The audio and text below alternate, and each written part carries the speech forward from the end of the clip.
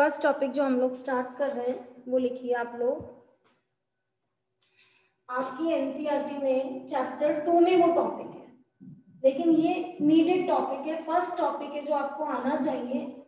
तो चैप्टर 2 में ये टॉपिक है और जो टॉपिक हम ले रहे हैं चैप्टर 2 का नाम लिखिए एटॉमिक स्ट्रक्चर, और उसमें से जो टॉपिक मैं ले रही हूँ वो टॉपिक है क्वांटम नंबर्स। आपके लिए बिल्कुल नया टॉपिक है क्वांटम नंबर्स। वर्ड नया है, आई थिंक आपने पहले नहीं सुना है कि क्वांटम नंबर कोई टॉपिक है। अब आपकी नॉलेज से अपन इसे रिलेट करते हैं। सबसे पहले कोई मुझे बताए, आप सब हेडिंग डालिएगा अभी, ठीक है। What is structure of an atom? कौन बताएगा what is structure of an atom? आपके 9-10 की नॉलेज के हिसाब से जो भी आपको आता है, what is structure of an atom? Darshika.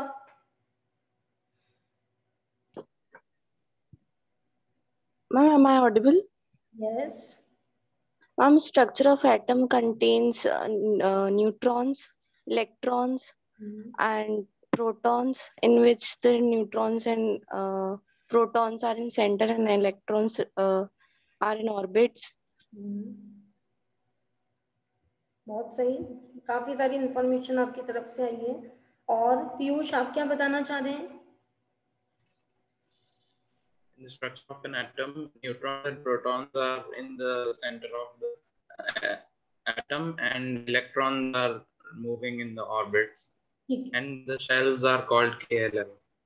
Shells are called KLM shells. Okay. ठीक है, और कोई स्टूडेंट कुछ बताना चाह रहा है about the structure of an atom? 9th class में आई थिंक आप लोग पढ़ते हैं, है ना? ठीक है, तो देखिए सबसे पहला point, atom is spherical. First point, atom is spherical. अभी लिखना मत कुछ भी।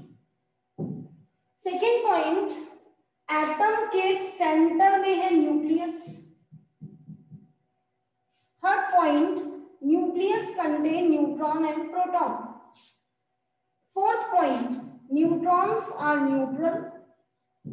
Next point, protons are positively charged and around the nucleus there are circular path which are called orbits or shell in which electron revolve. अब पता है, आपने जो स्ट्रक्चर अभी मुझसे सुना, इस पूरे को पता करना ही तो चैप्टर है एटॉमिक स्ट्रक्चर। वरना इस चैप्टर में हमें क्या पढ़ना है? एटॉमिक स्ट्रक्चर का मतलब जो मैंने अभी सब कुछ बोला वो एक एक स्टेप करके कैसे पता चला। पहले एटम स्फेरिकल है, फिर सेंटर में न्यूक्लियस है, हम जानते हैं रदरफोर्ड ने अपने प्रैक्टिकल से न्यूक्लियस का पता किया। फिर पहले डेल्टन के समय में मानते थे एटम इंडिविजिबल है, फिर पता चला नहीं, एटम में इलेक्ट्रॉन है, प्रोटॉन है, न्यूट्रॉन है। फिर न्यूट्रॉन और प्रोटॉन को हमने कहाँ पर डाला? न्यूक्लियस के अंदर। इलेक्ट्रॉन्स को कहां पर डाला? चारों तरफ जो शेल्स हैं उनमें इलेक्ट्रॉन रिवॉल्व करते हैं। मुझे आज ये नहीं पढ़ाना कि ये सब कैसे निकला, मुझे आज जो पढ़ाना है टॉपिक वो है क्वांटम नंबर्स। ना क्वांटम नंबर्स में हम लोग क्या स्टडी करते हैं? तो ये एक एटम है और सपोज करिए इस एटम में मेरे पास 10 इलेक्ट्रॉन्स हैं। 10 इलेक्ट्रॉन्स मैंने फिल कर रखे हैं, तो उन 10 इलेक्ट्रॉन्स की मुझे पोजीशन पता करनी है। उन 10 इलेक्ट्रॉन्स की मुझे एनर्जी पता करनी है, और ये सब पता करके देती है क्वांटम नंबर्स।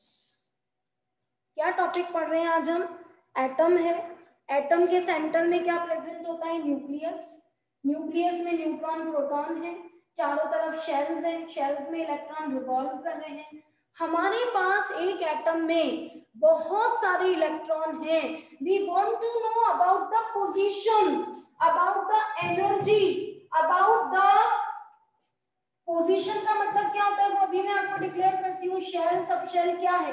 एक इलेक्ट्रॉन का एंगुलर मोमेंटम, ये सारे वर्ड से आप इंट्रोड्यूस होने वाले हैं आज। ये सब मुझे पता करना है। इसके लिए केमिस्ट्री में एक टॉपिक बना दिया दिया quantum number. Quantum number will provide you all the information regarding electrons. General example से समझते हैं. एक क्लास है और एक क्लास में बहुत सारे स्टूडेंट्स बैठे हैं. क्या आप बताएंगे उन स्टूडेंट्स की आइडेंटिटी क्या है? क्या है उन स्टूडेंट्स की आइडेंटिटी? बताइए. टीचर क्लास में आया, वो पर्टिकुलर यहाँ जो एक स्टूडेंट बैठा है उससे कुछ बात करना चाहता है, कैसे वो बताएगा कि मैं तुमसे बात करना चाहता हूँ? पीरियोडिक टेबल नाम तुमने सुना होगा. पीरियोडिक टेबल, ये पीरियोडिक टेबल है. इस पीरियोडिक टेबल में बहुत सारे एलिमेंट्स हैं. बताओ उनकी आइडेंटिटी क्या होता है? कैसे पहचानते हैं कि इस एलिमेंट की बात चल रही है, इस एलिमेंट की? कैसे पता करा जाए कि क्लास में उस स्टूडेंट से बात करनी है तो ऐसे की जाए? बताइए. एक क्लास में स्टूडेंट्स की आइडेंटिटी क्या होती है? पीरियोडिक टेबल में एलिमेंट्स की आइडेंटिटी क्या होती है? उसी तरह से केमिस्ट्री में इलेक्ट्रॉन्स की आइडेंटिटी है क्वांटम नंबर्स. आप जानते हैं जिस तरह से किसी भी दो पर्सन के फिंगरप्रिंट मैच नहीं कर सकते, किन्हीं भी दो पर्सन के फिंगरप्रिंट मैच नहीं कर सकते, उसी तरह से किसी एटम में किन्हीं भी दो इलेक्ट्रॉन की क्वांटम नंबर्स की वैल्यूज मैच नहीं कर सकती. और कितने बच्चे समझते हैं जो चीज मैच नहीं होती है वही तो आइडेंटिटी होती है. एक का फिंगरप्रिंट अलग है, दूसरे का अलग है, तीसरे का अलग है, चौथे का अलग है, तभी तो फिंगरप्रिंट आइडेंटिटी है. सेम चीज कैसे आइडेंटिटी हो सकती है?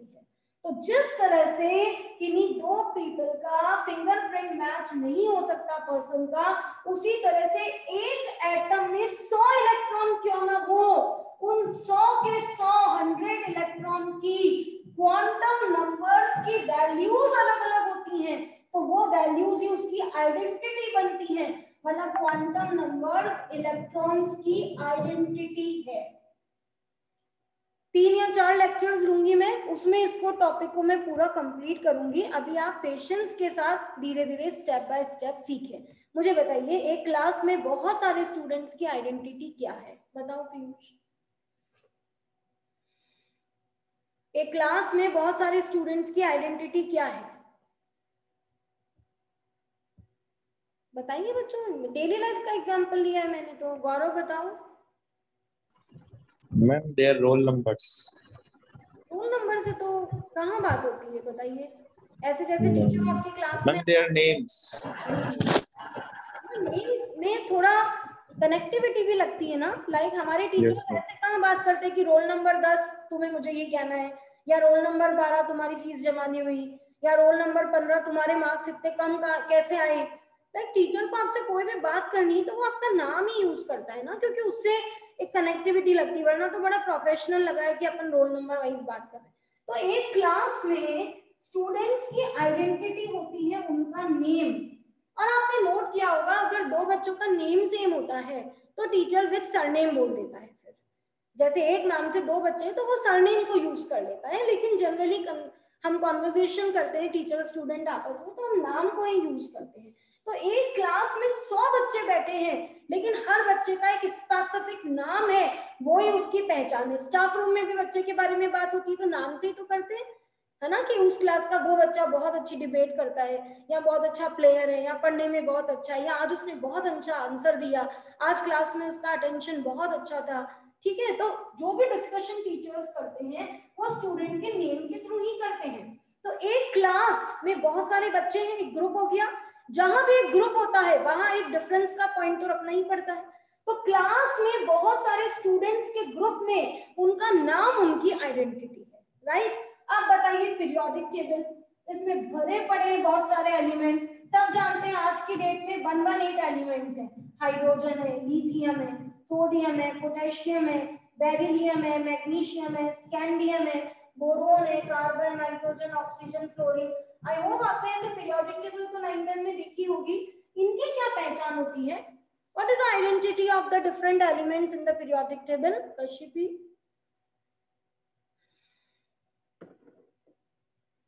अनम्यूट करिए. What is the identity of elements? कोई बात नहीं, पूछ रहे थे। ऋषभ बताओ। Ma'am their atomic number. Their atomic numbers, बिल्कुल सही।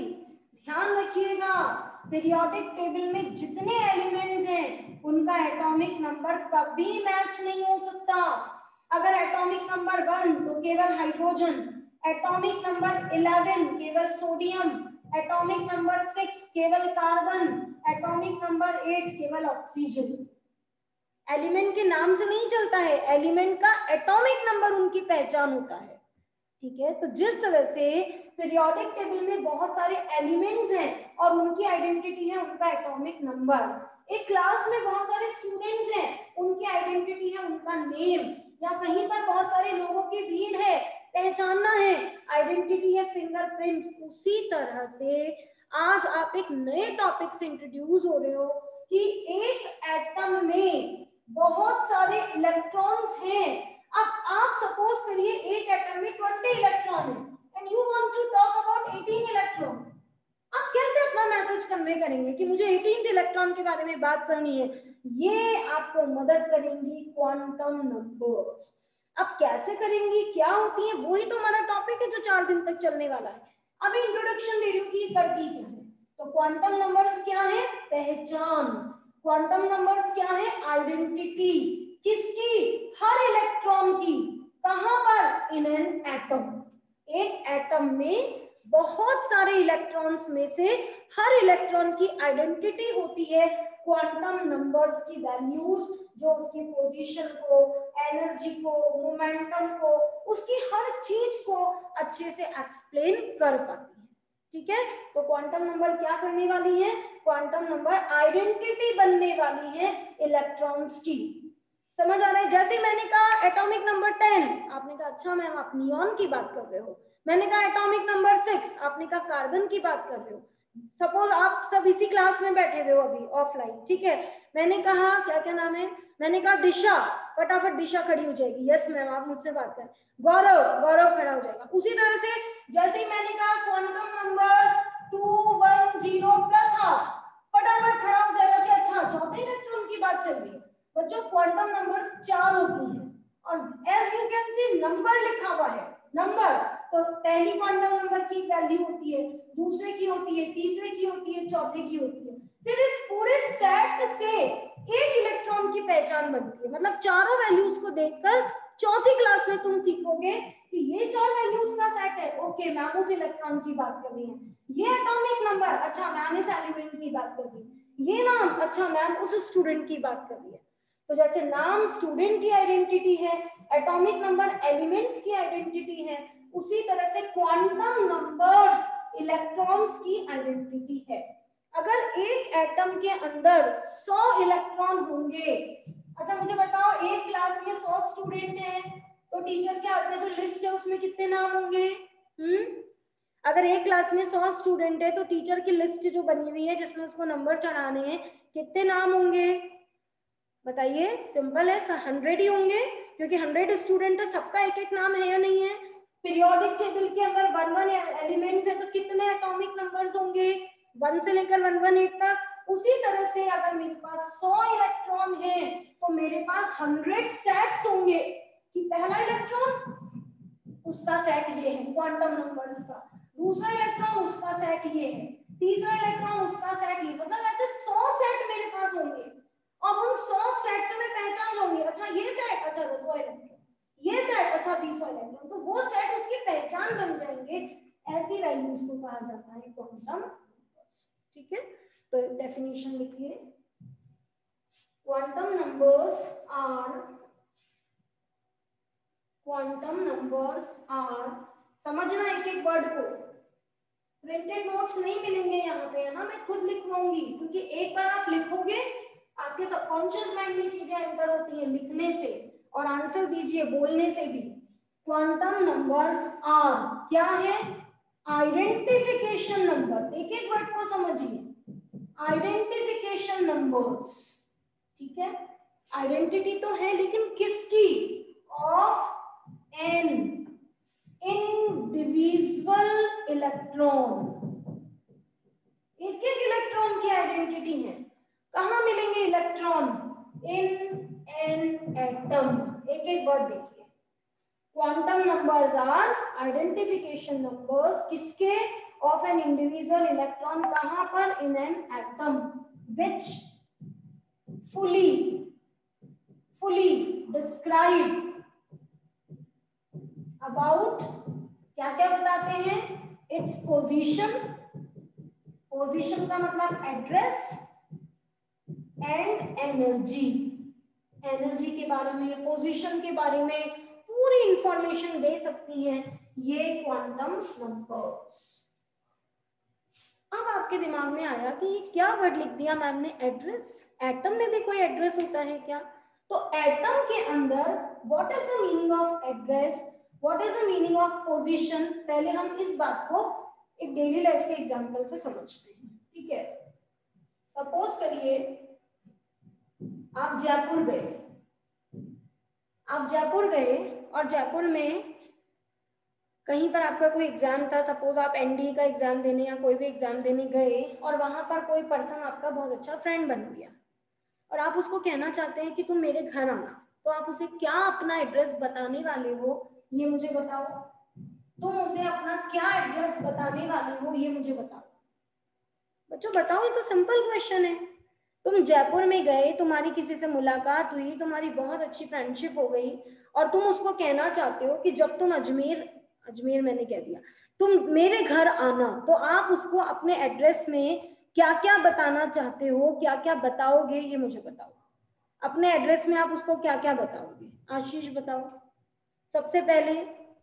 हाउस नंबर या फिर स्ट्रीट एड्रेस जहाँ पे भी रहते नहीं देखो, जैसे तुमने उसको कह दिया हाउस नंबर 12 में तुम रहते हो, अब तुम तो जयपुर में उसके पास हो, तो तुम जयपुर वाले बंदे को ये कैसे कह सकते हो कि मैं हाउस नंबर 12 में रहता हूँ? कहाँ जाकर वो हाउस नंबर 12 ढूंढे? भाई भीलवाड़ा में भी, भरतपुर में भी, हर जगह हाउस नंबर तो अलॉटेड होते ही हैं। तो आप सोचिए, सिस्टमेटिकली सोचिए, आप सबसे पहले उसको क्या कहने वाले हो? देवेश बताओ।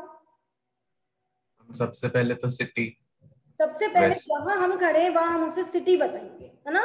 तो सबसे पहले आप उसे कहोगे कि भाई मैं अजमेर का रहने वाला हूँ, तुम कभी भी अजमेर आओ तो मेरे घर आना। अब तुमने उसे कह दिया अजमेर आओ तो मेरे घर आना, पहुंच जाएगा क्या वो तुम्हारे घर? क्या अजमेर इतना छोटा है? तो क्या कर रखा है? कंटिन्यू करेंगे दिवेश, क्या बताना पड़ेगा अजमेर के बाद? कॉलोनी अपनी। अजमेर के बाद आपको कॉलोनी का नाम बताना पड़ेगा। आपने उसको कह दिया कि मैं पंचशील में रहता हूँ, क्या पंचशील में भी घर ढूंढना इतना आसान है? फिर स्ट्रीट नंबर या फिर वैसे तो स्ट्रीट नंबर, हाँ ब्लॉक कह दीजिए पंचशील में, जैसे नहीं तो फिर लैंडमार्क, है ना, ब्लॉक वगैरह वहां कर रखा है, Panchsheel block A, Panchsheel block B, और ब्लॉक वगैरह बताने के बाद में आखिरी में आप उसे हाउस नंबर बता दो।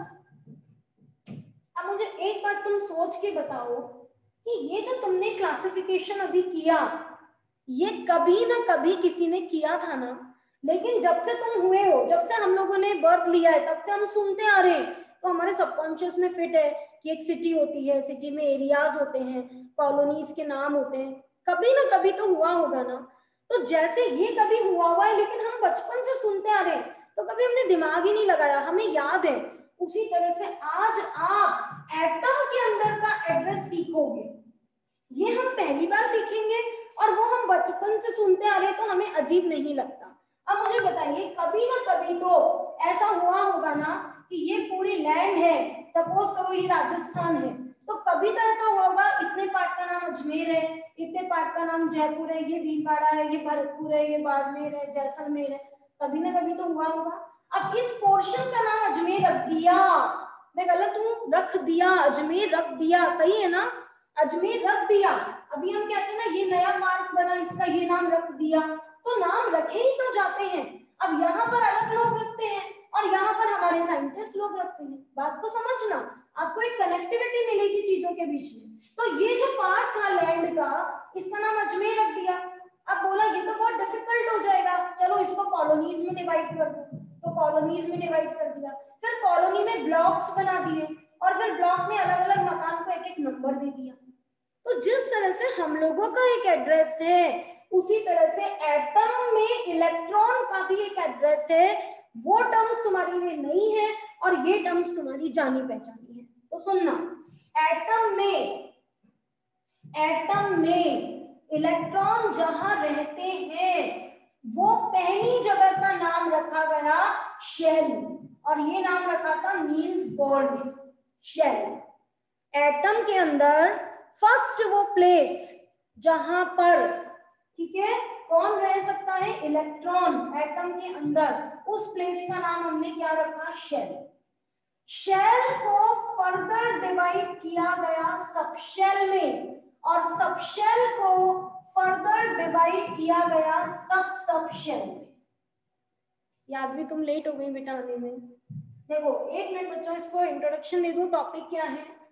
याद भी हम लोग टॉपिक ले रहे हैं क्वांटम नंबर्स, और क्वांटम नंबर्स में आप एक एटम के अंदर अगर 20 इलेक्ट्रॉन्स हैं तो उन 20 इलेक्ट्रॉन्स की अलग अलग बात करना सीखेंगे, मतलब हर इलेक्ट्रॉन की आइडेंटिटी बनेगी उसका क्वांटम नंबर। जिस तरह से एक क्लास में बहुत सारे स्टूडेंट्स हैं, उनकी आइडेंटिटी है उनका नेम, पीरियोडिक टेबल में बहुत सारे एलिमेंट्स हैं, उनकी आइडेंटिटी है एटॉमिक नंबर। उसी तरह से जब एक एटम में बहुत सारे इलेक्ट्रॉन्स होते हैं तो उन इलेक्ट्रॉन की आइडेंटिटी बनेंगी quantum numbers. Quantum numbers are identification numbers, पहचान है किसकी, ऑफ एन इंडिविजुअल इलेक्ट्रॉन, हर इलेक्ट्रॉन की in an atom which fully describe about its position and energy। Quantum number दो चीजें एक्सप्लेन करती है, क्या क्या, इलेक्ट्रॉन की पोजीशन और इलेक्ट्रॉन की एनर्जी। पोजीशन का मतलब एड्रेस है, तो मैं बच्चों को यही बता रही थी कि एड्रेस का मतलब क्या होता है। तो जिस तरह से हमारा एक एड्रेस होता है कि हम किसी से जयपुर में मिले तो हम उसे अपना एड्रेस क्या बताने वाले हैं कि भाई मैं अजमेर में रहता हूँ, अजमेर में मैं पंचशील में रहता हूँ, पंचशील में मैं ब्लॉक ए में रहता हूँ, और फिर मेरा ये हाउस नंबर है, तो बंदा आपके घर तक पहुंच सकता है। तो जिस तरह से हमारा कोई एड्रेस है उसी तरह से एटम के अंदर इलेक्ट्रॉन्स का भी एक एड्रेस है। क्या एड्रेस है कि सबसे पहले एटम को शेल में डिवाइड किया गया। देखो मैं उधर से रिलेट करती जाऊंगी। अजमेर को, ये अजमेर है पूरा लैंड, अजमेर को अलग अलग कॉलोनीज में, जैसे ये हरिभा उपाध्याय हो गया, ये पंचशील हो गया, ये आपका रामगंज हो गया, ये आपका वैशाली नगर हो गया, ठीक है, अलग अलग कॉलोनीज में ज्ञान विहार हो गया, अलग अलग डिवाइड कर दिया। उसी तरह से एटम में अलग अलग शेल्स बना दिए गए। अब कुछ लोग यहाँ रहते हैं, कुछ लोग यहाँ रहते हैं, कुछ लोग यहाँ रहते हैं, कुछ लोग यहाँ, ऐसे एटम के अंदर जो इलेक्ट्रॉन्स हैं वो अलग अलग शेल्स में रहते हैं। फिर हमने कहा कि नहीं ये कॉलोनी वाली बात तो बहुत ज्यादा लार्ज स्केल पर है, इसमें भी पार्टीशनिंग करो। तो हमने कहा भाई हरिभाऊ मेंस हो गया, हरिभाऊ एक्सटेंशन हो गया, ऐसे अलग अलग पार्ट्स निकाल दिए। पंचशील में ब्लॉक ए कर दिया, ब्लॉक बी कर दिया, ब्लॉक सी, ऐसे। तो हमारे साइंटिस्ट लोगों ने भी कहा कि भाई शेल को और डिवाइड करो। तो बच्चों आप जानते हो इंस्पेक्टर के अंडर में जो होता है उसे सब इंस्पेक्टर कहते हैं। जब भी कोई किसी के अंडर में होता है तो सब वर्ड यूज किया जाता है, SUB। इसी तरह से शेल को फर्दर डिवाइड किया तो उनका नाम रख दिया सब शेल। फिर हमने कहा कि भाई तुमने ब्लॉक्स तो अलग अलग कर दिए, लेकिन अब एक ब्लॉक में भी हमारे 100-200 मकान आ रहे हैं, कैसे कोई पता लगाएगा, तो हाउस नंबर अलॉट कर दिए। उसी तरह से हमारे यहाँ भी सब शेल को किसमें डिवाइड कर दिया, सब शेल। शेल के अंदर है तो सब शेल, और सब शेल के अंदर भी तो एक और सब लगा दिया, सब शेल। मैं दो रिलेशन बनाऊंगी, समझना। मैं अजमेर में हरिभा उपाध्याय नगर में एक्सटेंशन में हाउस नंबर 12 में रहती हूँ। सोडियम एटम का, सुनना, सोडियम एटम का 10th इलेक्ट्रॉन, सोडियम एटम का 10th इलेक्ट्रॉन इस शेल के, इस सबशेल के, इस सब शेल में रहता है। मैच हुआ? जैसे एक एड्रेस हमारा है, एक एड्रेस इलेक्ट्रॉन्स का भी है। हमारे एड्रेस के वर्ड्स हैं सिटी का नाम, कॉलोनी का नाम, ब्लॉक का नाम, हाउस नंबर। अच्छा ये तो आप जयपुर में मिले थे, सपोज आप किसी से बिहार में मिले तो आप उसे राजस्थान भी बताने वाले हो, आप किसी से अमेरिका में मिले तो आप उसे इंडिया भी बताने वाले हो। तो अपना ऊपर वाला पार्ट बढ़ सकता है, फाइनली तो घर में ही रहते हो ना। फाइनल एड्रेस हम सबका क्या है, हाउस नंबर, हम सब घर में रहते हैं। ये तो ठीक है नाम दे दिए कि इतने लैंड का नाम अजमेर है, इतने का, ये रहते तो हम घर में हैं। उसी तरह से इलेक्ट्रॉन के रहने की फाइनल जगह ये है। फाइनली इलेक्ट्रॉन यहाँ रहता है, फाइनली हम यहाँ रहते हैं। तो जैसे हमारा एक एड्रेस है, ऐसे इलेक्ट्रॉन्स का भी एक एड्रेस है। एक एटम में होते हैं बहुत सारे शेल्स, शेल्स में होते हैं बहुत सारे सब शेल्स, और सब शेल्स में होते हैं बहुत सारे सब शेल्स, और फाइनली टिल डेट तक जितनी डिस्कवरीज हैं, इलेक्ट्रॉन फाइनली सब शेल में रहता है, वही उसकी फाइनल जगह है। ठीक है, तो जो आपने डेफिनेशन लिखी उसके नीचे एड्रेस का मीनिंग लिखिए कि एड्रेस क्या है। What is the address of electron, लिखिए। डेफिनेशन क्लियर है। Quantum numbers are identification numbers of an individual electron in an atom which fully describe about its position and energy. Quantum number electron की position और energy को बताएंगी। Position का मतलब होता है एड्रेस। अब एड्रेस क्या होता है वो लिखते हैं। एड्रेस ऑफ इलेक्ट्रॉन मीन्स, एक लाइन छोड़ के लिखिएगा, address of electron means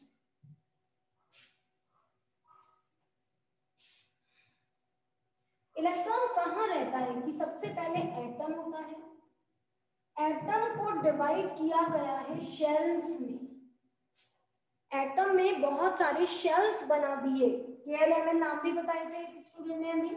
shell का ही दूसरा नाम लिखिए ऑर्बिट, और शेल का ही एक और नाम लिखिए एनर्जी लेवल। शेल, ऑर्बिट और एनर्जी लेवल। अगर आप चाहें तो एक और नाम लिख सकते हैं स्टेशनरी स्टेट।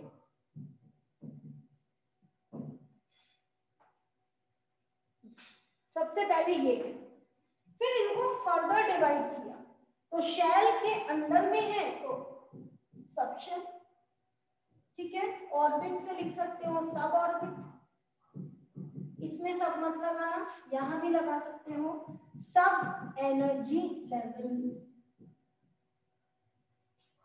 सब शेल, सब ऑर्बिट, सब एनर्जी लेवल। फिर इनको फर्दर डिवाइड किया, सब के आगे फिर एक और सब लगा दिया। सुनो एक मिनट देखो पहले, सब शेल के आगे सब लगा दिया, एक सब एनर्जी लेवल के आगे सब लगा दिया, तो सब एनर्जी लेवल। और सब ऑर्बिट नहीं लिखना, उसकी जगह नया वर्ड बनाया ऑर्बिटल। ऑर्बिटल वर्ड 11 के लिए नया है, ऑर्बिट शायद आप 9-10 में पढ़ते हैं।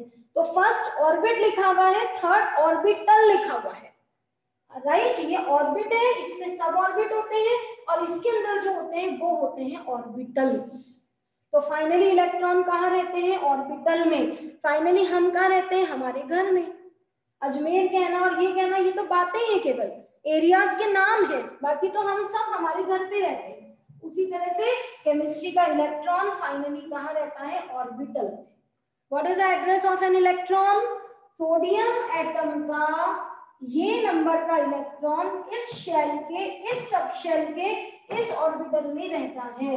मेरी क्लास का ये स्टूडेंट अजमेर के वैशाली नगर के ब्लॉक ए के हाउस नंबर 10 में रहता है। जैसे हम इस हाउस नंबर जो कि इस ब्लॉक का है, जो कि इस कॉलोनी का है, जो कि इस सिटी का है, इस तरह से हमारी बात चलती है। उसी तरह से इलेक्ट्रॉन इस ऑर्बिटल में है, वो ऑर्बिटल इस सब शेल का है, वो सब शेल इस शेल का है, और वो शेल इस एटम का है। एक एड्रेस हमारा और एक एड्रेस इलेक्ट्रॉन का। तो थ्रू आउट हमें इनके बारे में पढ़ना है। शेल क्या होते हैं, उनके नाम क्या हैं, एक एक शेल में कितना इलेक्ट्रॉन भरने की कैपेसिटी है, सब शेल कौन होते हैं, किस शेल में कितने सब शेल होंगे, उनके नाम क्या है, उनके इलेक्ट्रॉन भरने की कैपेसिटीज क्या है, ऑर्बिटल कौन होते हैं, यही हमारा टॉपिक है। ये पूरा हमें डिटेल में पढ़ना है, एक एक शेल के बारे में, सब शेल के बारे में और ऑर्बिटल के बारे में, राइट। तो क्वांटम नंबर की डेफिनेशन क्लियर। क्वांटम नंबर्स हर इलेक्ट्रॉन की आइडेंटिटी बनने वाली है, और एड्रेस का मतलब क्लियर, एड्रेस का मतलब, ठीक है। अब एक लाइन छोड़ के लिखो, फिर ये 3 पॉइंट्स में जो डाउट हो वो पूछ लेना, फिर हम आगे बढ़ेंगे। There are 4 quantum numbers. There are 4 quantum numbers. जैसे आप लोग मैथ्स में नहीं पढ़ते हो होल नंबर्स, इंटीजर्स अलग अलग, उसी तरह से केमिस्ट्री में चलती है। नया है आपके लिए, सारे टर्म्स नहीं है। फर्स्ट है प्रिंसिपल क्वांटम नंबर। प्रिंसिपल की स्पेलिंग में PLE नहीं, principal quantum number first. Number 2 azimuthal, बोलिएगा साथ में, azimuthal. Azimuthal, azimuthal quantum number second. First is principal, second is azimuthal quantum number, third is magnetic quantum number. ये 11 का first topic है जो स्टूडेंट को आना चाहिए, तभी आगे बढ़ना चाहिए। और फोर्थ है स्पिन क्वांटम नंबर। कितने क्वांटम नंबर्स हैं total? 4। Principal, azimuthal, magnetic, spin. Repeat करें, प्रिंसिपल, एजीम्यूथल, मैग्नेटिक, स्पिन। पूछूंगी मैं अभी आप लोगों से, एड्रेस भी पूछूंगी और ये भी। प्रिंसिपल, एजीम्यूथल, मैग्नेटिक और spin. How many quantum numbers are there? 4। अब सुनना, पहली क्वांटम नंबर प्रिंसिपल को ये जिम्मेदारी दी गई कि तुम्हें शेल के बारे में सब कुछ बताना है। तो पहली quantum number principal quantum number हमें किसके बारे में बताएगी? शेल्स के बारे में। दूसरी क्वांटम नंबर एड्रेस का दूसरा पार्ट संभालेगी, दैट इज सब शेल। तीसरी क्वांटम नंबर को तीसरा काम मिलेगा ऑर्बिटल के बारे में बताना। और चौथी क्वांटम नंबर का डिफरेंट रोल है, वो आप तीनों सीखने के बाद ही समझ पाएंगे। ठीक है, नाम नोट करिए। There are 4 quantum numbers. There are 4 quantum numbers.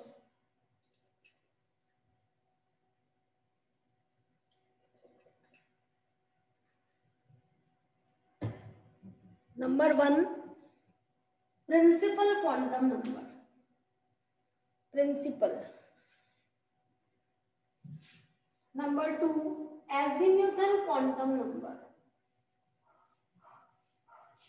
Azimuthal quantum number. Number 3, magnetic quantum number. And number 4, spin quantum number. There are 4 quantum numbers. First, principal quantum number, azimuthal quantum number, magnetic quantum number and spin quantum number. चारों quantum number के नाम लिख लो, address को समझ लिया, quantum number की definition को समझ लिया। 3 क्वेश्चन आपके रेडी हैं। ठीक है, अब क्वांटम नंबर्स के नाम सुनाइए कोई भी 1-2 स्टूडेंट्स। क्वांटम नंबर्स बोलिए Ashish. Principal quantum number, azimuthal quantum number, magnetic quantum number, spin quantum number. Darshika आप बताएं, what do you mean by quantum number? देख के बोल दो, कोई बात नहीं। What do you mean by quantum numbers? देख के बोल दो आराम से, कल याद होना चाहिए। बोलो। Some quantum numbers are identification numbers of an individual electrons in an atom, which fully describe about, कोई बात नहीं, दिविज। क्वांटम नंबर्स आर, हम शुरू से बोल दूं? They are identification numbers of an individual electron in an atom which fully describe about its position and energy. ठीक है।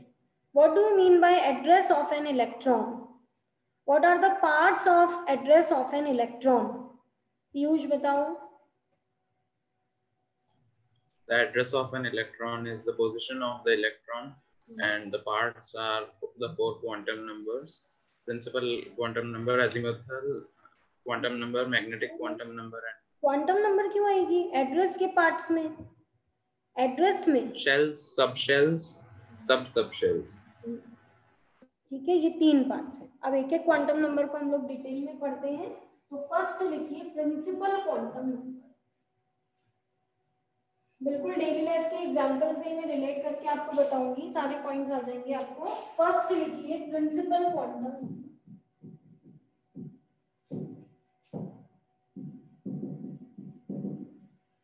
सबसे पहला point given by Niels bore.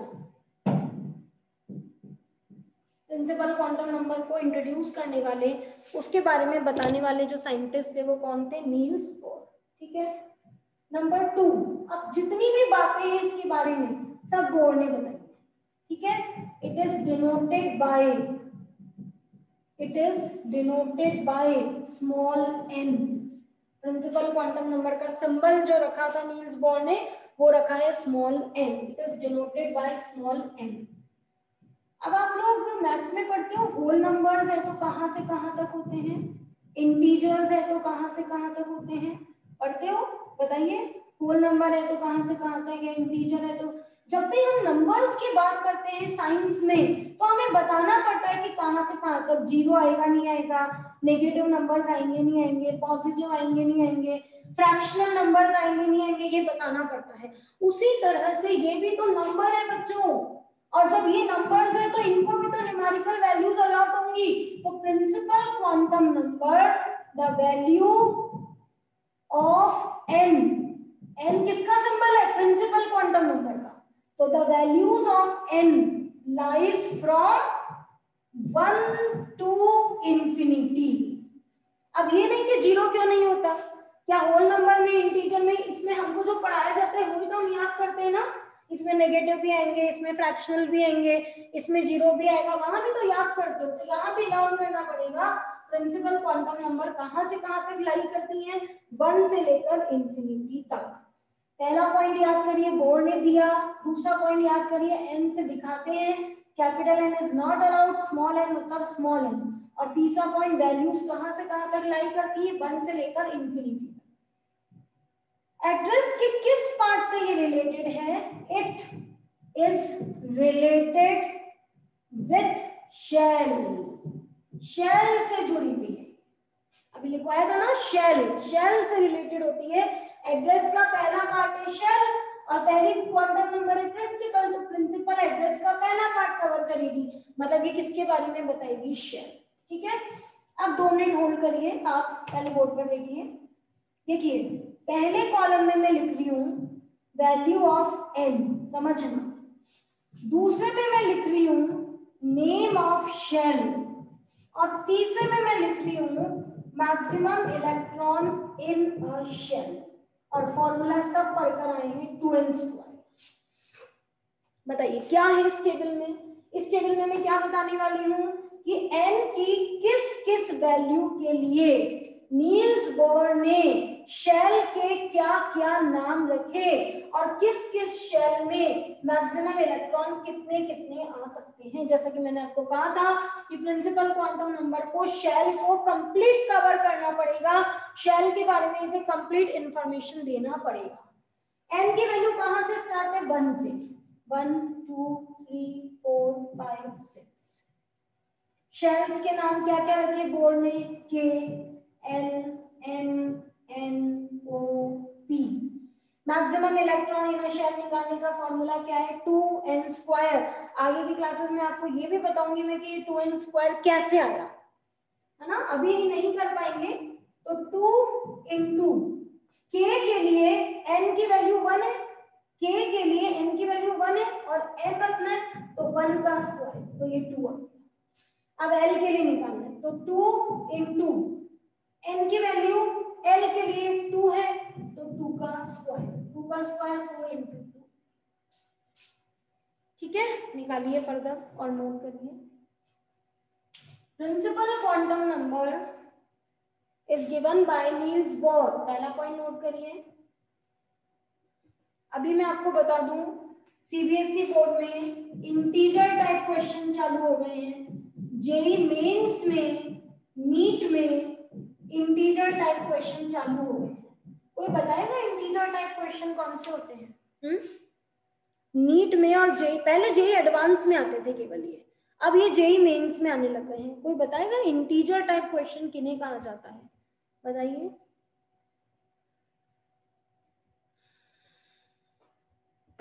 कौन बताएगा? इंटीजर टाइप क्वेश्चन का मतलब आता है बच्चों, देखो मैं बताती हूँ आपको।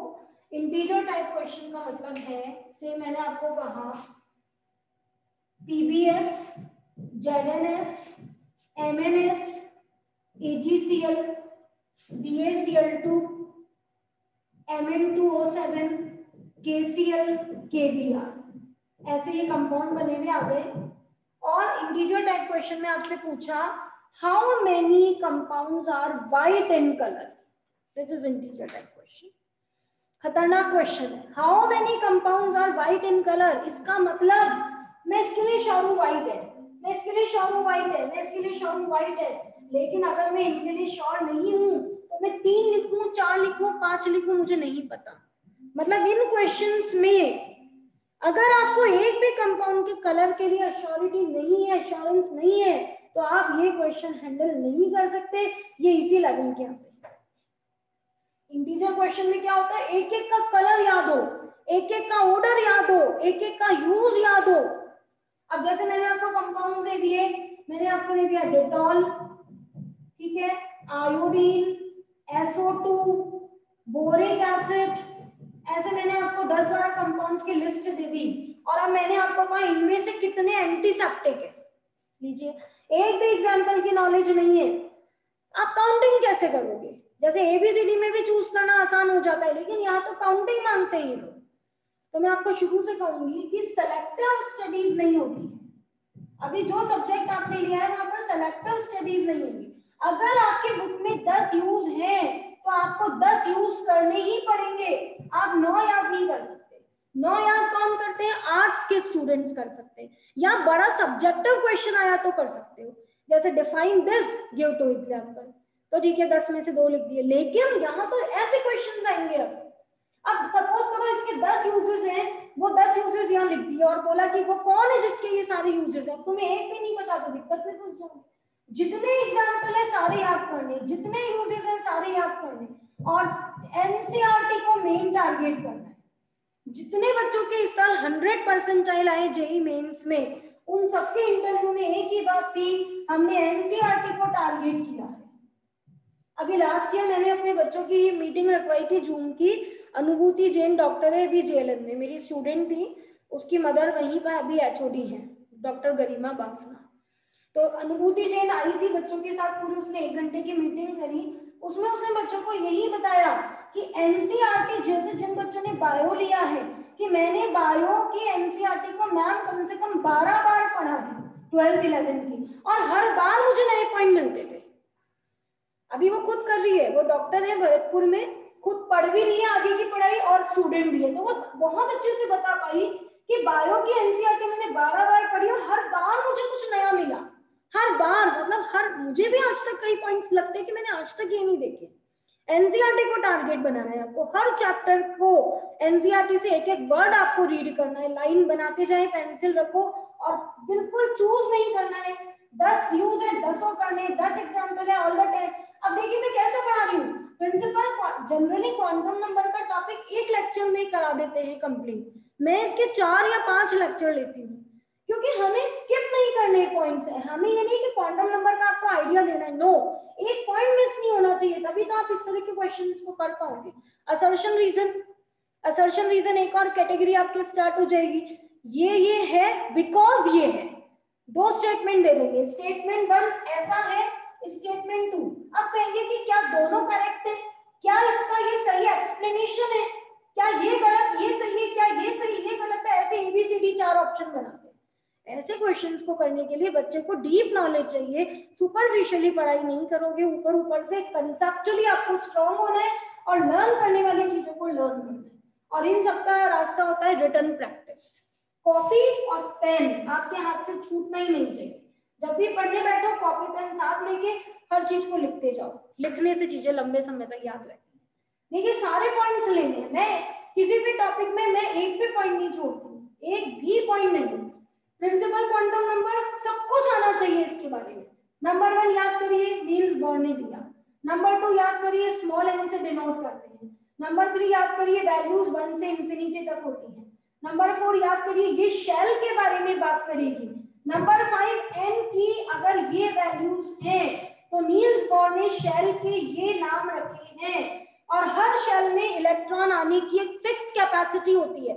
हमारी कॉलोनीज में ऐसा नहीं होता, अभी तो साइंस है ना, हमारे यहाँ थोड़ी ना फिक्स है कि अजमेर में इतने ही लोग रहेंगे, एक भी ज्यादा हो गया निकलो यहाँ से दूसरे शहर में जाओ। हमारे यहाँ फिक्स नहीं, पर ये तो साइंस है। यहाँ फिक्स है कि इस शेल में मैक्सिमम इतने ही होंगे, तभी तो हम इलेक्ट्रॉनिक कॉन्फ़िगरेशन लिख पाते हैं। आपने भी 9-10 में लिखे होंगे ना 2, 8, 8 और इस तरह से लाइक। तो हर शेल में इलेक्ट्रॉन रखने की कैपेसिटी फिक्स है, दैट इज 2n²। 2n² में n कौन है? Principal quantum number. अब k शेल में भरना है तो 2 रख दिया, k के लिए n की वैल्यू 1 रख दिया, कैसे? ठीक है, कोई बात नहीं। आज आपकी फर्स्ट क्लास है इसलिए आप लोग ज्यादा आंसर नहीं दे पा रहे हो या नहीं देना चाह रहे हो, लेकिन अपनी क्लास में लगातार मैं पूछती रहूंगी और आपको लगातार आंसर देने हैं। 2 दिन में हो जाएगा। 3² 9 2 18, 4² 16 32, 5² 25 2 50, 36 × 2 70। ठीक है, यहाँ तक कोई भी डाउट हो तो पूछ लीजिए। अब जो मैं पढ़ाऊंगी वो केमिस्ट्री का बैकबोन है, वो इसी टॉपिक में नहीं हर जगह काम आएगा, और मैं इसीलिए वो टॉपिक डिटेल में पढ़ाऊंगी आपको। 6th पॉइंट, यहाँ तक कोई डाउट हो तो पूछ लो बच्चों। एक अगर आप मेरा कहना माने, अपने रजिस्टर में पीछे एक पेज रखना जिसमें तुम्हें कहीं भी कोई कलर मिल जाए, क्वेश्चन के थ्रू, प्रैक्टिस शीट के थ्रू, टीचर की क्लास के थ्रू, नोट्स के थ्रू कलर नोट करते जाइए, क्योंकि कलर का बहुत फेमस क्वेश्चन है। कलर जानने से वर्ड प्रॉब्लम सॉल्व हो जाती है, कलर जानने से इंटीजर वाले क्वेश्चन। तो कलर की एक प्रैक्टिस रखो, किसी का भी कलर आ जाए फटाफट अपने रजिस्टर में नोट कर दो। ठीक है, फिर जैसे जैसे अपन आगे बढ़ेंगे मैं आपको और बताती जाऊंगी आपको कैसे क्या करना है। ठीक है, ये टेबल ओके। अब अगला पॉइंट देखिए, कितने पॉइंट्स हो गए? 5। 6 पॉइंट देखिए, principal quantum number tells about size of atom, energy of electron। ये जो पॉइंट मैंने आपको लिखवाया, इसमें जेईई एडवांस में मैच द कॉलम वाला क्वेश्चन आया था। ये एक नई वैरायटी है, मैच द कॉलम। तो जैसे यहाँ पर आ गया प्रिंसिपल क्वांटम नंबर, और यहाँ पर एक जगह साइज और एनर्जी लिखा हुआ। अब अभी मैं इसे पूरा तो नहीं कर पाऊंगी क्योंकि अपन ने एक ही क्वांटम नंबर पढ़ी है। अब जैसे एजीम्यूथल पढ़ाऊंगी, मैग्नेटिक, तो उनके सिंबल और वहां वो जो बताते, तो ऐसे मैच द कॉलम का आ जाता है। तो अब जैसे तुमने साइज कर लिया, एनर्जी नहीं तो तुम्हारे हाथ से क्वेश्चन गया, एनर्जी कर लिया, साइज नहीं तो तुम्हारे हाथ से गया। तो सेलेक्टिव नहीं पढ़ना है बच्चों, याद रखिएगा, पूरा पढ़ना है अपने को। ठीक है, तो principal quantum number tells about में 2 चीजें आती हैं, एक साइज किसका? एटम का।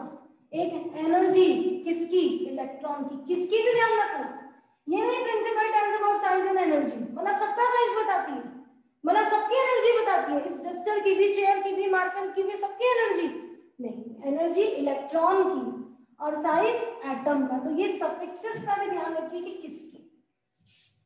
ठीक है, अब पहले सिखाऊंगी साइज ऑफ एटम, और यहां से आप सीखेंगे मुझसे कॉन्सेप्चुअल आंसर्स कैसे बनाए जाते हैं। ठीक है, पहले सीख लो, फिर एक साथ लिख लेना साइज ऑफ एटम। एक तरफ लिया, पहले आप मुझे साइज का मीनिंग बताओगे? साइज मीन्स, बताओ साइज का मीनिंग क्या होता है? एटम के साइज का क्या मीनिंग होता है? बताओ।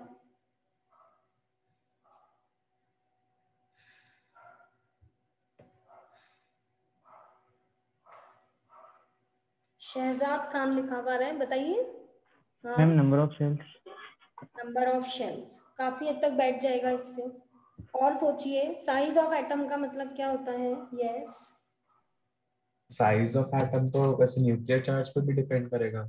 हाँ, डिपेंड करेगा बिल्कुल। और मैम साइज ऑफ एटम तो मैम बस एटम का साइज हुआ ना, कि जितने ज्यादा शेल्स होंगे उतना बड़ा साइज रहेगा। ठीक है, ओके, बहुत बढ़िया।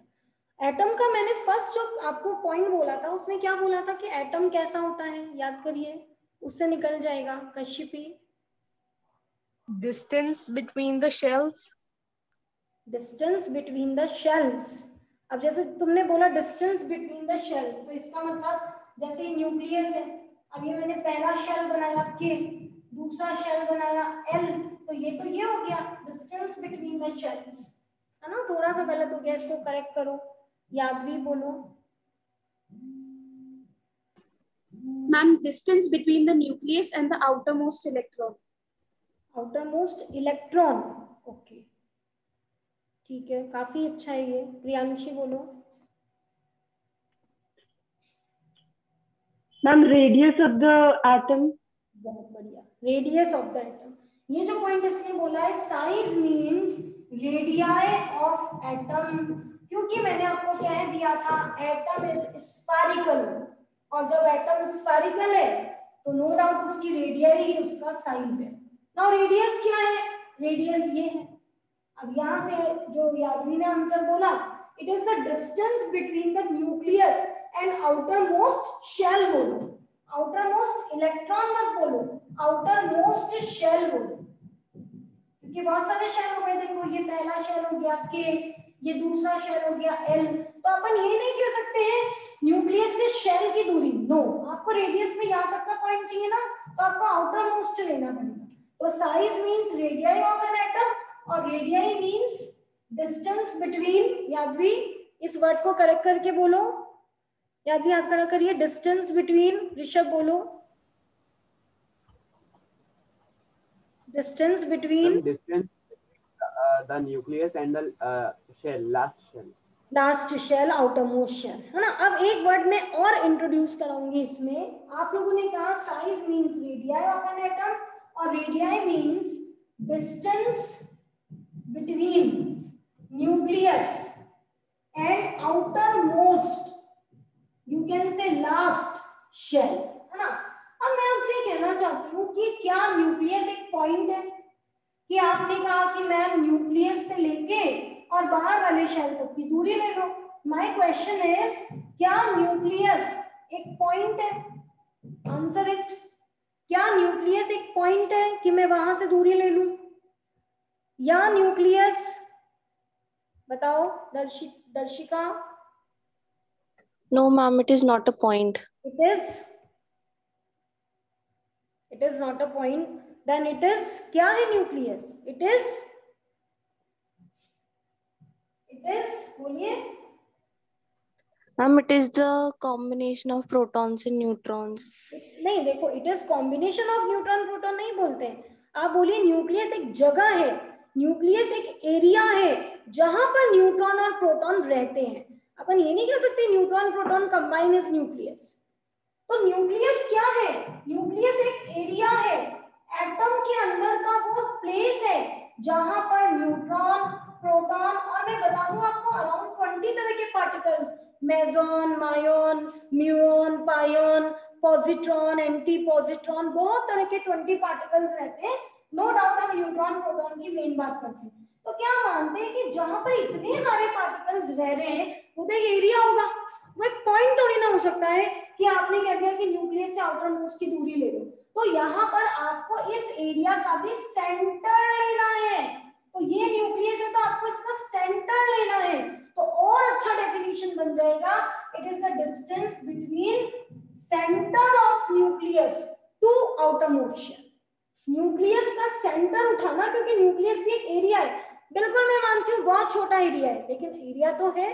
और नो डाउट कि आप जितने अच्छे वर्ड्स, जितनी अच्छी एक्यूरेसी और प्रिसीजन लाते हैं, उतना ही आपका अच्छा इंप्रेशन बनता है एग्जामिनर के लिए। तो it is the distance between centre of the nucleus to outer most shell. ये आपकी फाइनल डेफिनेशन निकाली है किसकी? अपन ने साइज की।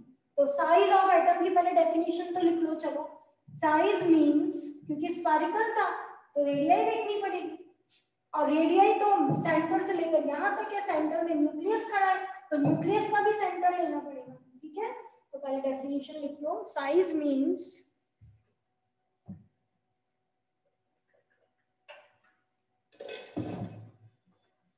distance between center of the nucleus and outermost shell. Size means distance between centre of the nucleus and outermost shell. ये outermost shell mark कर दें, ये न्यूक्लियस मार्क कर दें, इसका सेंटर ले लो। हालांकि अपन ने बहुत बड़ा बनाया है सेंटर, और ये रेडियस आ गई, ठीक है। क्या पॉइंट लिखा था? Principal tells about the size. Answer बनाना सीखना, एक बार तुम्हें सीखना है फिर मुझे बताना ही नहीं होगा। ये इसके बारे में बताती है, principal tells about the size of an atom. अब यहां से यहां की जर्नी करनी है, तो अपन ने दो एटम ले लिए, atom A, atom B. Principal से साइज तक आना है, तो इसका प्रिंसिपल क्वांटम नंबर ले लो 2, इसका प्रिंसिपल क्वांटम नंबर ले लो 3, ठीक है। आई थिंक आ गया सबको आंसर समझ में। एक का प्रिंसिपल क्वांटम नंबर है 2, एक का प्रिंसिपल क्वांटम नंबर है 3। क्या हमने पढ़ा था कि n की वैल्यूज 1 to infinity है, 1 to infinity मतलब 2 है तो 1 तो है ही है, तो इसमें दो शेल हो गए, ये 1 और ये 2। इसमें n की वैल्यू 3 है तो 3 शेल हो गए, 1 2 और 3। आई थिंक सबको पता चल गया। अभी आ भी गया था आपकी तरफ से आंसर कि मैम शेल का नंबर बढ़ेगा तो साइज बढ़ेगा। अब इसको प्रॉपर वर्ड्स में कौन बोलेगा? यहां से यहां तक के लिए ये एग्जाम्पल आपके सामने है, बिल्कुल हमें पता चल रहा है कि size of atom B is greater than A. कौन बोलेगा इसको वर्ड्स में? ट्राई करिए, बताइए।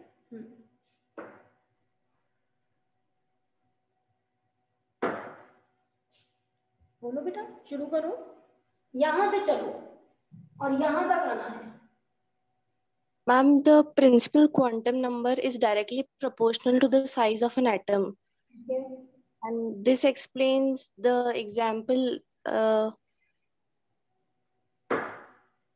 that the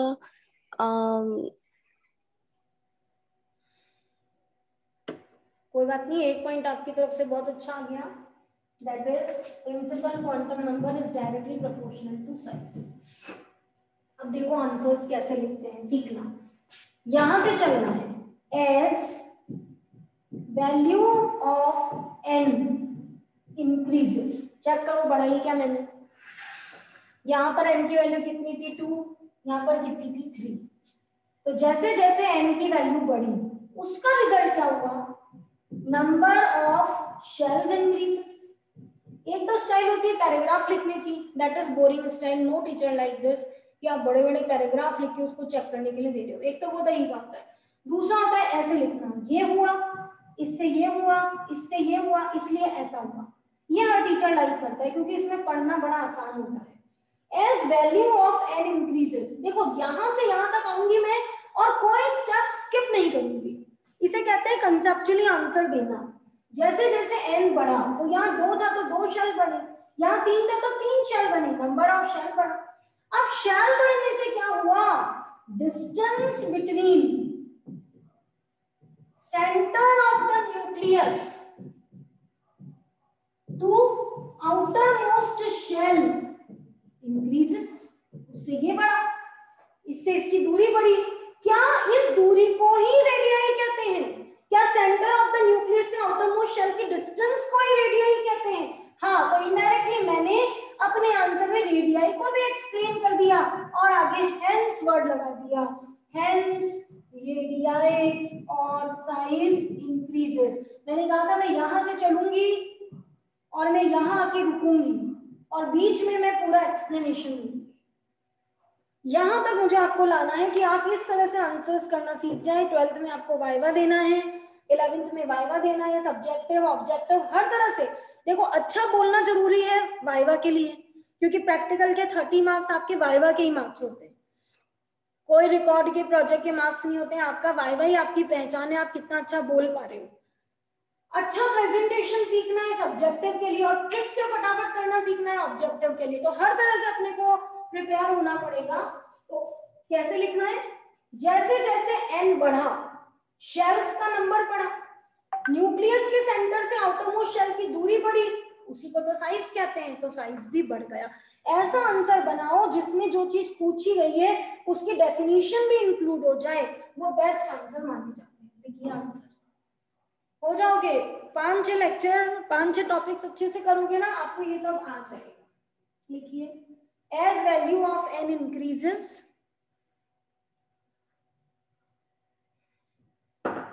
ड्रॉ कर लिया ना पूरा, एटम ए एटम बी, एक में n2 माना, एक में 3, 2 है तो 1 तो है ही है, 3 है तो 1 2 है ही है, डिस्टेंस दिखा दो, साइज ये अच्छा पॉइंट निकाल दिया है, n बढ़ता है तो साइज, और ये एक्सप्लेनेशन। ठीक है, बस अब एक चीज और सीखनी है अपने को last, n tells about energy of electron. इसमें तो देखो आप सब पार्टिसिपेट करना, आपके डेली लाइफ के एग्जांपल से ही मैं समझाऊंगी energy of electron, n tells about. ये लिख लो आप, पहले कंप्लीट करो।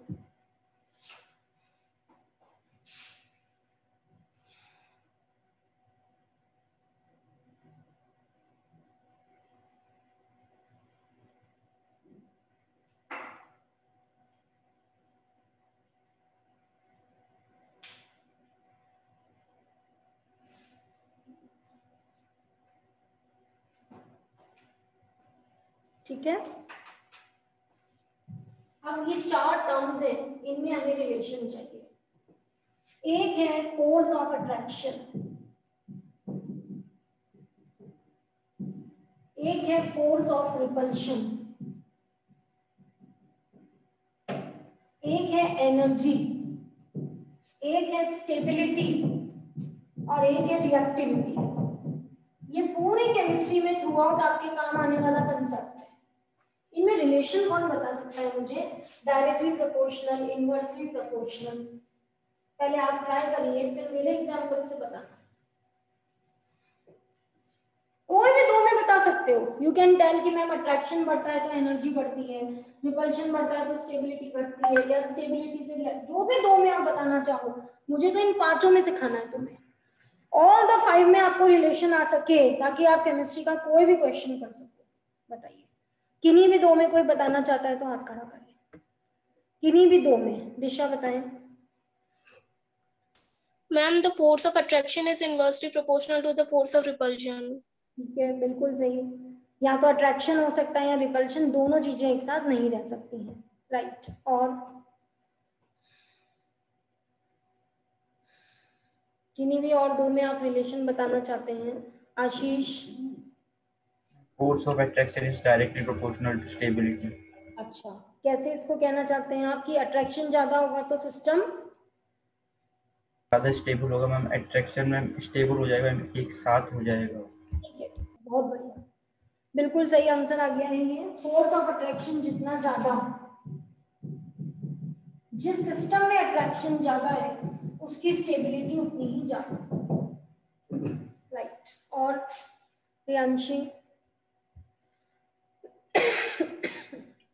Ma'am, force of repulsion is inversely proportional to stability reactivity. बिल्कुल सही है, जितना रिपल्शन ज्यादा होगा उतना ही स्टेबिलिटी कम होगा। और जैसा कि दिशा ने बताया था, अट्रैक्शन होगा तो रिपल्शन नहीं होगा, एक ही चीज रह सकती है एक बार में।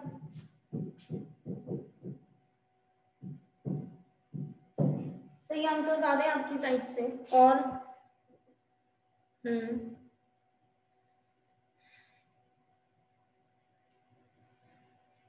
ठीक है, चलो अब मैं आपको डेली लाइफ के एग्जांपल से, जैसे अभी आप कितने कॉन्फिडेंट थे इसको लेकर वो देखना। अभी जो मैं एग्जांपल आपको देने वाली हूँ, हमारी डेली लाइफ में जिसको हम लव, फ्रेंडशिप, अंडरस्टैंडिंग कहते हैं, उसको साइंस की टर्म्स में फोर्स ऑफ अट्रैक्शन कहा जाता है। चीज वही है। जैसे मैंने कहा कि राम और श्याम बहुत अच्छे फ्रेंड्स हैं, हम ये नहीं कहते कि राम और श्याम में फोर्स ऑफ अट्रैक्शन है। हम लोग ये नहीं कहते कि मदर और डॉटर के बीच में फोर्स ऑफ अट्रैक्शन है। नहीं, हम कहते हैं इनमें बहुत अच्छा लव है, इनमें बहुत अच्छी अंडरस्टैंडिंग है। तो हमारी डेली लाइफ के वर्ड्स ये हैं और साइंस के वर्ड्स ये हैं। यहाँ पर हम कहते हैं कि हम ये थोड़ी ना कहते हैं H और Cl में बहुत अच्छी अंडरस्टैंडिंग है, हम कहते हैं H और Cl में बहुत अच्छा फोर्स ऑफ अट्रैक्शन है, इसलिए उन्होंने मिलकर HCl बना दिया। चीज वही है, जो हमारी डेली लाइफ में हेट है, लड़ाई झगड़ा है, मिसअंडरस्टैंडिंग्स है, डिसलाइकिंग्स है, वो केमिस्ट्री की टर्म्स में फोर्स ऑफ रिपल्शन है। क्योंकि आप जानते हैं रिपल्शन का मतलब ये होता है रिपेल करना, दूर जाना ही तो नफरत करना है, और अट्रैक्शन का मतलब है पास आना ही तो लव है, अंडरस्टैंडिंग्स है, फ्रेंडशिप है। एनर्जी तो एनर्जी होती है, ठीक है, एनर्जी हमारी भी एनर्जी है और केमिकल्स की भी एनर्जी है। फिर बात करूं रिएक्टिविटी की, तो हमारी लाइफ में इसके लिए वर्ड होता है एक्टिविटी। मतलब हम ये थोड़ी ना कहते राम बहुत रिएक्टिव है, हम कहते हैं इस क्लास का ये बच्चा बहुत एक्टिव है, डिबेट भी बोल लेता है, पढ़ाई में भी अच्छा है, गेम्स में भी एक्टिव है। और केमिस्ट्री में कहते हैं रिएक्टिव, चीज वही है। हम ये नहीं कहते सोडियम बड़ा एक्टिव है, हम कहते हैं सोडियम रिएक्टिव है। हम लोग के लिए एक्टिविटी, इनके लिए रिएक्टिविटी। और स्टेबिलिटी भी कॉमन वर्ड है। हमारी लाइफ में अब स्टेबिलिटी आ गई है, फलाने बंदे की उस कंपनी में नौकरी लग गई है, अब उसकी लाइफ में स्टेबिलिटी आ गई है, ये भी कॉमन वर्ड है, दोनों के लिए चलता है, ठीक है। अब अप्लाई करना, एक क्लास में ए और बी दो स्टूडेंट्स हैं और इनमें बहुत अच्छी फ्रेंडशिप है, बहुत अच्छी इनमें फ्रेंडशिप है। क्या ए और बी की फ्रेंडशिप का ये सिस्टम स्टेबल होगा? ए और बी में बहुत अच्छी अंडरस्टैंडिंग है, ए और बी में बहुत अच्छी फ्रेंडशिप है, they can share each and every point, each and every aspect of their life. क्या ए और बी की फ्रेंडशिप स्टेबल है? क्या ए और बी का साथ में रहने वाला ये सिस्टम स्टेबल है? बिल्कुल, क्योंकि उनमें तो फ्रेंडशिप है। कौन इतने अच्छा फ्रेंड छोड़ना चाहेगा? मिलते ही बहुत मुश्किल से इतने अच्छे फ्रेंड्स, नहीं छोड़ना चाहेगा। तो जहां होता है फोर्स ऑफ अट्रैक्शन, जहां होती है अंडरस्टैंडिंग, फ्रेंडशिप, लव, वो सिस्टम हमेशा यूनिवर्स में स्टेबल होते हैं, चाहे केमिकल्स के हो चाहे हम लोगों के। तो जहां भी होता है अट्रैक्शन, वहां होती है स्टेबिलिटी। अब आजकल ए और बी की रोज लड़ाई होने लग गई है, बात बात में झगड़ा होता है, तूने मुझे ये नहीं बताया, तूने ऐसा क्यों किया, रोज लड़ाई हो रही है। अब रोज लड़ाई, इधर 11th में साइंस ले ली, कोचिंग का होमवर्क, स्कूल का होमवर्क, और रोज की लड़ाई झगड़ा। ए और बी क्या सोचेंगे? बेहतर है अलग हो जाओ। इस रोज रोज की मिसअंडरस्टैंडिंग से बेहतर है कि हम दोनों अलग हो जाए। मतलब उनकी स्टेबिलिटी खत्म, उनका सिस्टम टूट चुका है। जहां भी होता है फोर्स ऑफ रिपल्शन, जहां भी होती है हेट, मिसअंडरस्टैंडिंग, वो चीज कभी स्टेबल नहीं रहती है, वो स्टेबिलिटी के इनवर्स हो जाती है। जैसे जैसे नफरत बढ़ती है, सिस्टम की स्टेबिलिटी घटती है, ठीक है। अब ए और बी की आपस में लड़ाई हो गई है, ए और बी अलग अलग हो चुके हैं। अब ए और बी क्या सोच रहे हैं कि भाई पहले एब्सेंट हो जाता था तो बी होमवर्क बता देता था, या ए होता था, बी होता था तो ए बता देता था। अब दोनों सोच रहे हैं कि भाई आपस की फ्रेंडशिप तो खत्म, अब किसी न किसी को तो फ्रेंड बनाना पड़ेगा। कभी एब्सेंट हो जाएंगे, क्लास में कुछ होगा तो किससे पूछेंगे, किससे बात करेंगे? तो जैसे ही ए और बी की आपस की अंडरस्टैंडिंग खत्म, वैसे ही ए और बी की रिएक्टिविटी चालू। बाय रिएक्टिविटी स्टार्ट, पता चला पहले तो क्लास में किसी को भाव ही नहीं देते थे, किसी से बात ही नहीं करते थे, दोनों की आपस में इतनी अच्छी थी। अब सब बच्चों से बातचीत चालू, क्योंकि अब दिमाग में है कि किसी को तो फ्रेंड बनाना पड़ेगा। तो जैसे ही सिस्टम की स्टेबिलिटी होती है खत्म, वैसे ही सिस्टम की चालू हो जाती है रिएक्टिविटी। और ये रिएक्टिविटी तब तक जारी रहेगी जब तक फर्दर स्टेबिलिटी ना आ जाए। बताइए, इस दुनिया में हर चीज स्टेबिलिटी के लिए भाग रही नहीं भाग रही है। साइंस क्या, हम लोग, एवरीथिंग, यूनिवर्स की हर चीज चल रही है स्टेबिलिटी के लिए। आप लोग पढ़ाई क्यों कर रहे हैं? Your ultimate aim is ultimate aim. आप कहेंगे मैम नौकरी करनी है, क्या कारण है? आप कहोगे मैम अर्न करना है, क्या कारण है?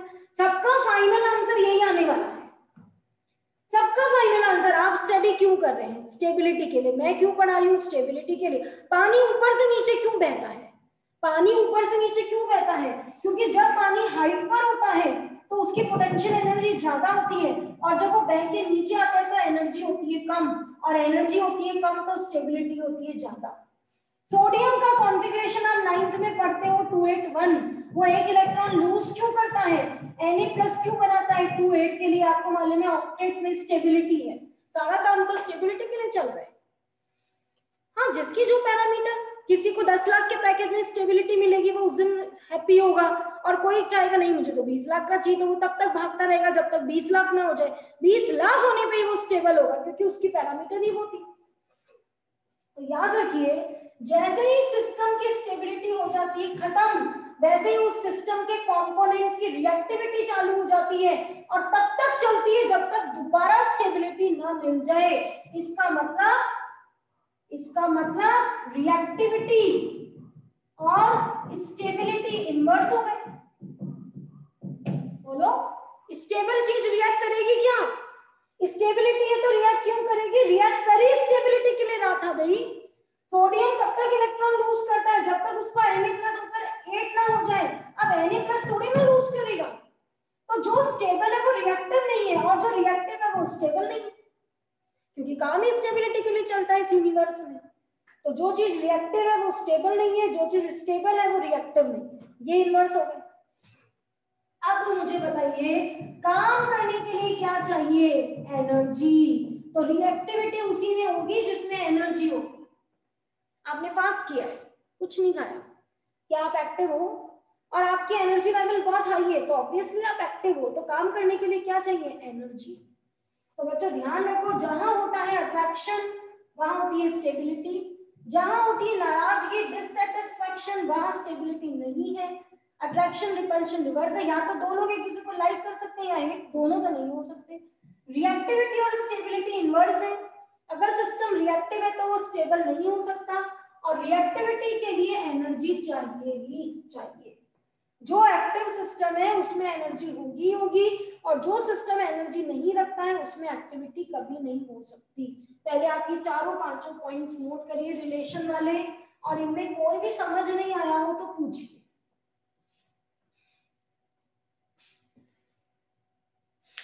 इस यूनिवर्स में सारा काम स्टेबिलिटी के लिए चलता है, और जहां अल्टीमेट स्टेबिलिटी मिल जाती है वहां सिस्टम ठहर जाता है, रुक जाता है। ठहरने का मतलब ये नहीं है कि बैठ गया एक जगह पे कि बस कुछ नहीं करना है, एक जगह कुर्सी लगाकर बैठ गए। ठहरने का मतलब है कि भागदौड़ खत्म। अब जैसे मेरी लाइफ में स्टेबिलिटी है, मुझे क्या चाहिए था?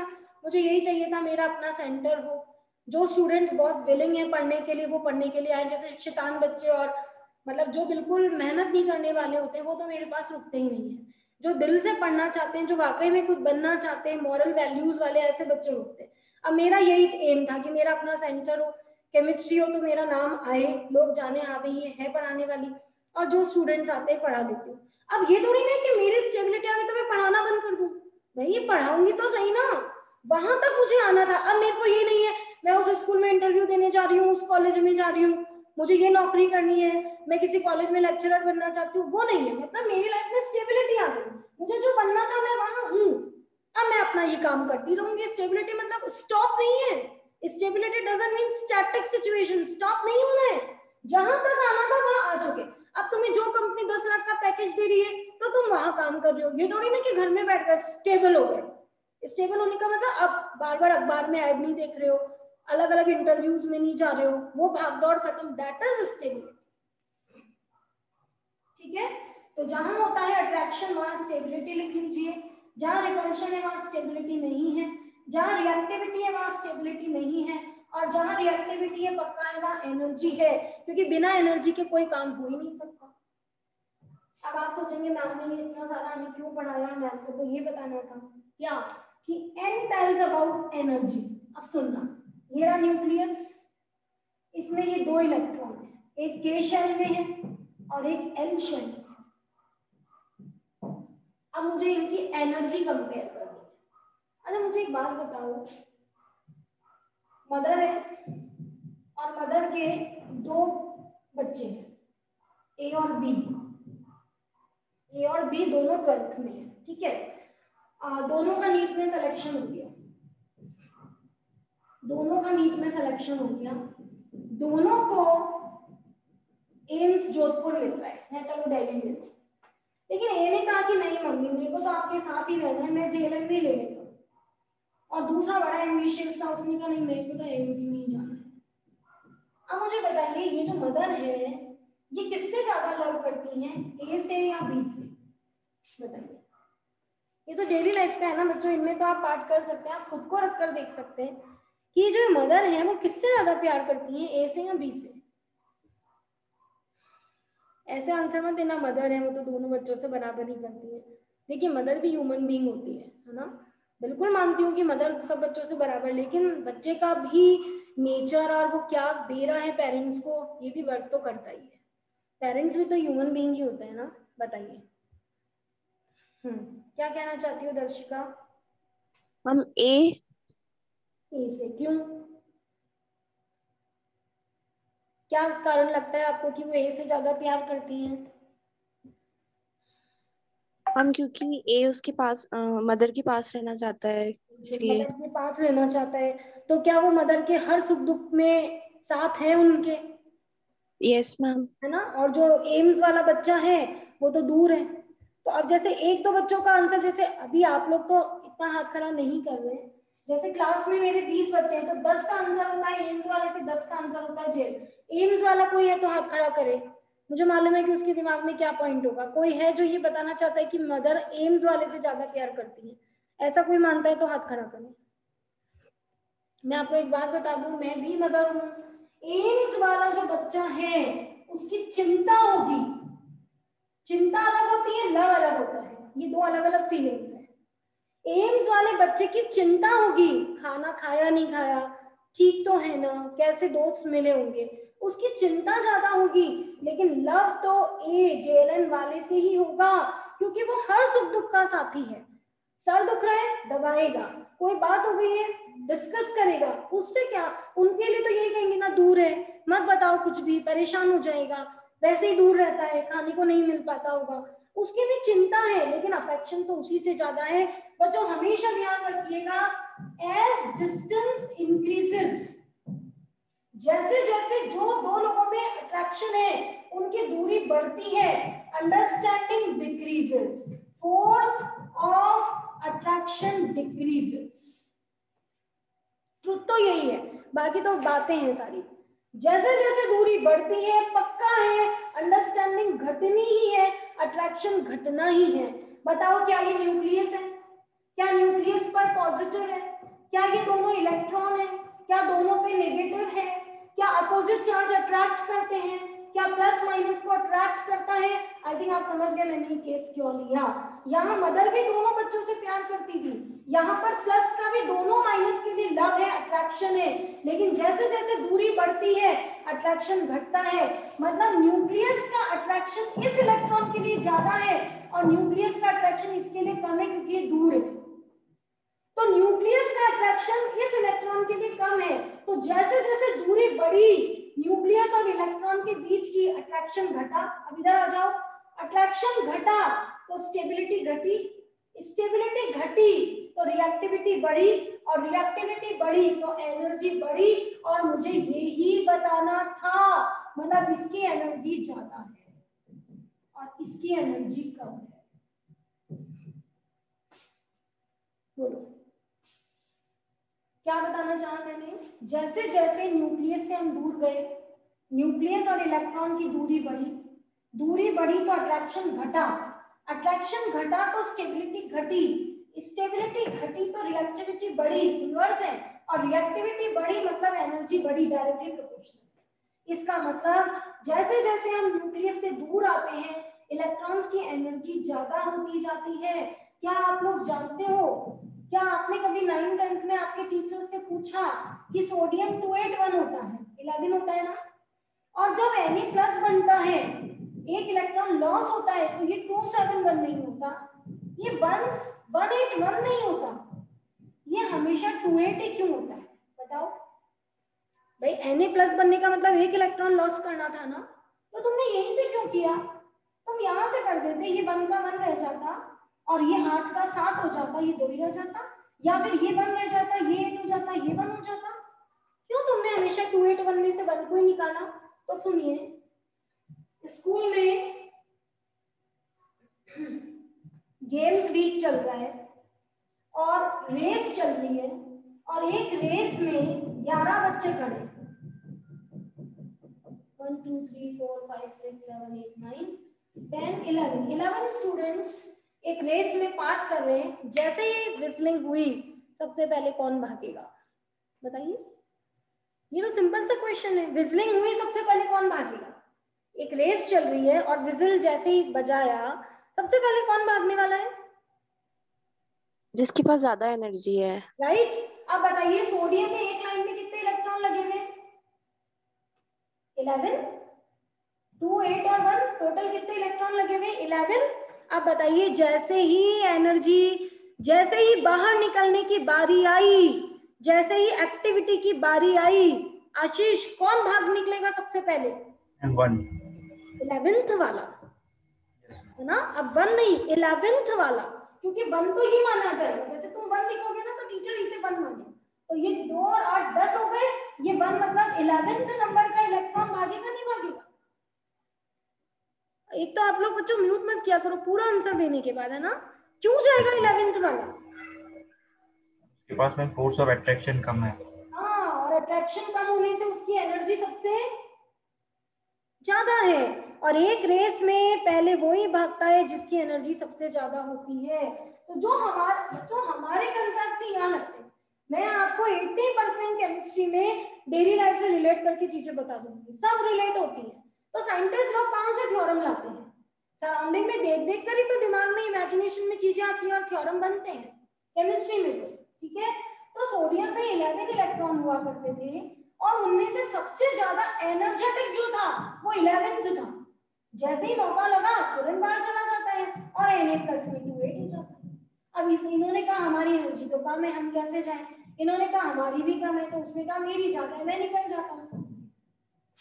क्या आप समझ गए कि why in chemical reaction first outer electron takes part then inner।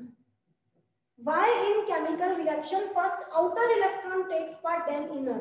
क्योंकि outer का मतलब न्यूक्लियस से दूर होते हैं तो एनर्जी ज्यादा तो पहले उन्हें हिस्सा लेना है तो अंदर वाले सब रखे रह जाते हैं और सबसे पहले बाहर वाले इलेक्ट्रॉन ही रिएक्शंस में पार्ट करते हैं। आई थिंक ये तो तुमने नोट कर लिया। जो भी चीजें मैं टॉपिक के एक्स्ट्रा बताऊं वो आप बॉक्स में नोट कर लिया करो। जैसे आपने देखा था मैंने बॉक्स बना दिया तो पढ़ाते में जो मैं एक्स्ट्रा बताती हूँ वो बच्चे या तो रेड लाइन के ऊपर या बॉक्सेस में नोट कर लेते हैं और बॉक्सेस के बाहर टॉपिक आपका कंटिन्यूटी में चलता है। बिल्कुल सिस्टमैटिक नोट्स आ जाएंगे तुम्हारे पास। ठीक है तो ये चीज हो गई। अब लास्ट इसका आंसर बनाने का समय आ गया है। यहीं पर क्लास ओवर कर दूंगी मैं। n से एनर्जी तक आना है। n से एनर्जी तक बनाऊं। as value of n increases पहले n 1 में था फिर n 2 में था इलेक्ट्रॉन दूर होता जा रहा है। Distance between nucleus and electron increases. Nucleus और इलेक्ट्रॉन की दूरी बढ़ती जा रही है। दूरी बढ़ने से force of attraction on electron decreases. Attraction कम होता जा रहा है। अट्रैक्शन कम होगा तो स्टेबिलिटी डिक्रीजेस। स्टेबिलिटी डिक्रीज होगी तो रिएक्टिविटी इंक्रीजेस और रिएक्टिविटी बढ़ेगी मतलब एनर्जी इंक्रीजेस। मैं कहां से चली और मैं कहां पर रुकी चल।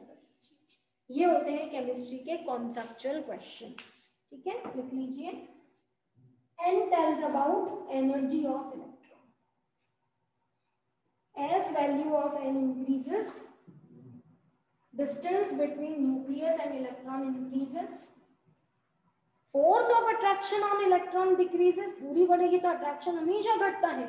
ये सब ठीक है फिल्मी सॉन्ग्स में डिस्टेंस बढ़ा है नहीं होता है बच्चों वो सब कहने की बात है। डिस्टेंस बढ़ता है तो अंडरस्टैंडिंग घटना तय है कोई रोक ही नहीं सकता उसे। ठीक है अट्रैक्शन डिक्रीजेस स्टेबिलिटी घटेगी। अट्रैक्शन ही नहीं है तो रह के क्या करना है। स्टेबिलिटी हटी सिस्टम की रिएक्टिविटी बढ़ी एनर्जी। ठीक है मींस एनर्जी ऑफ देखना वर्ड देखना मैं कैसे लिखती हूँ। Each outer electron is more than inner electron.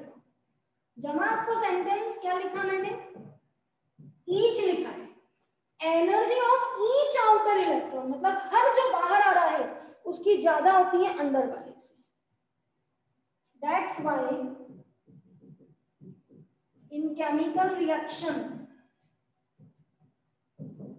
first outer electron part, then inner.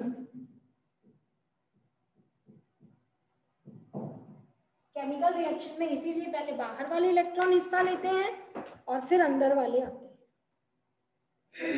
ज्यादा एनर्जेटिक चीज पहले हिस्सा ले लेती है और कम एनर्जी वाले धीरे धीरे आते हैं। कम एनर्जी वालों को तो आप बहुत फोर्स करो तब जाके कुछ पार्टिसिपेशन करते हैं। जैसे अपने घर में कोई फंक्शन भी हो, एनर्जेटिक बंदा पहली परफॉर्मेंस, और कम एनर्जी वालों को आप 10 बार फोर्स करो तब जाके फिर। तो ये सोडियम के जो 10 इलेक्ट्रॉन है ये इतने स्टेबल है, इतनी कम एनर्जी कि आप खूब एनर्जी सप्लाई करते हो तब भी इनका निकलने का चांस नहीं है, और ये फटाफट निकल जाता है क्योंकि इसकी एनर्जी ज्यादा है। Energy of each outer electron is more than inner. अब बताइए क्वांटम नंबर हर चीज बता रही नहीं बता रही है, एनर्जी बता रही नहीं बता रही है। प्रिंसिपल क्वांटम नंबर n देखो, एक एक इलेक्ट्रॉन की एनर्जी का डेटा दे दिया नहीं दे दिया, हर बाहर वाले की ज्यादा है। और जब अपन फॉर्मूले पढ़ते हैं बोर्ड के दिए हुए तो एक एक की एनर्जी का वैल्यू भी आ जाती है अपने पास मैथमेटिकल। अभी तो कंसेप्चुअल वैल्यू आ रही है, कंपैरिजन आ रहा है कि हर बाहर वाले की एनर्जी ज्यादा है, इसीलिए केमिकल रिएक्शन में पहले आउटर इलेक्ट्रॉन हिस्सा लेते हैं फिर अंदर। ठीक है, तो आज मैंने आपको प्रिंसिपल क्वांटम नंबर कंप्लीट किया है। अब कल हम लोग पढ़ेंगे एजीम्यूथल क्वांटम नंबर। और अभी स्टार्टिंग का समय है और बिकॉज सारे स्कूल्स में तो